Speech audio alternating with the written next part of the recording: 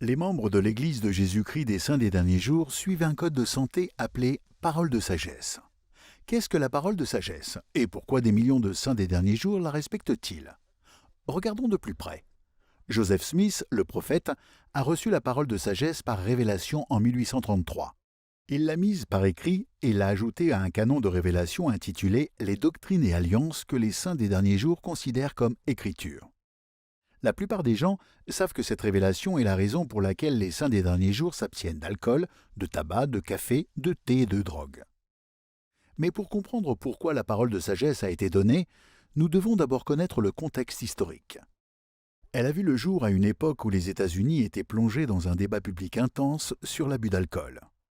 Dès 1810, la croissance rapide de l'industrialisation et de la consommation d'alcool avait commencé à mettre en péril les normes sociales auparavant en vigueur.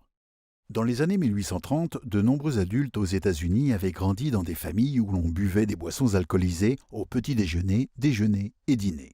Beaucoup ont commencé à s'inquiéter des conséquences sociales et sanitaires de la consommation accrue d'alcool.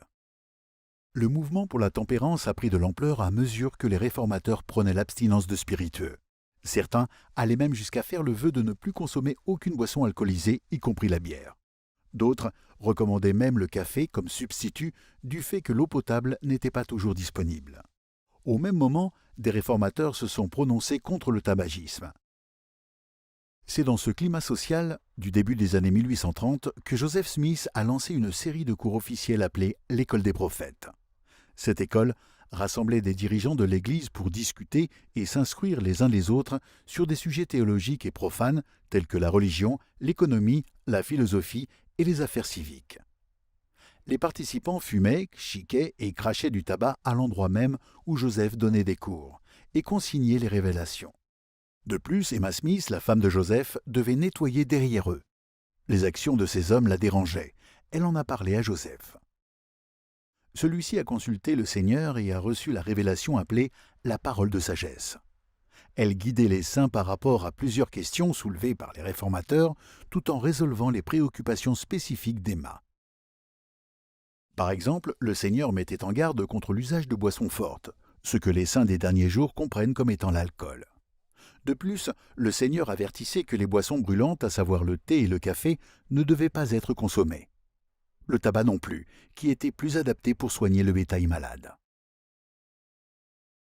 Par ailleurs, des groupes de l'époque, comme les Shakers, déconseillaient de manger de la viande, contrairement à d'autres.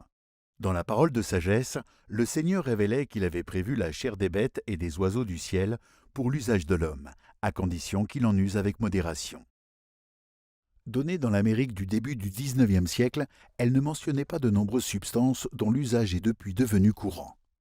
Leur production massive se développant, les dirigeants de l'Église ont encouragé les saints des derniers jours à faire preuve de bon sens et à éviter les substances nocives pouvant créer une accoutumance.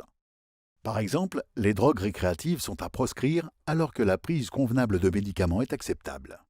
Dans la parole de sagesse, le Seigneur met aussi en garde contre les conspirateurs, présageant ainsi un déferlement de toxicomanie, de dépendance et de mort. Pour les saints des derniers jours, la parole de sagesse est plus qu'un simple code de santé.